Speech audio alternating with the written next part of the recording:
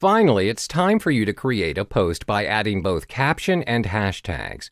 All you need to do is click the plus button on the bottom center of the screen. Choose your desired content and begin by filtering your picture. There's no right or wrong way to editing and filtering an image. Once you find one suitable for your post, click Next. This is where you need to put more effort on. It's advisable that you caption every post you are going to upload to Instagram. Each image or video must carry a certain value to your content. With it comes the hashtag.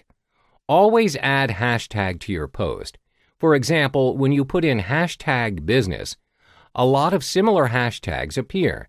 It means that your post will become one of the many posts that contains that particular hashtag. The more hashtags you put, the more likely your post will reach a bigger audience. Additionally, you can multiple share your Instagram post to different social networks.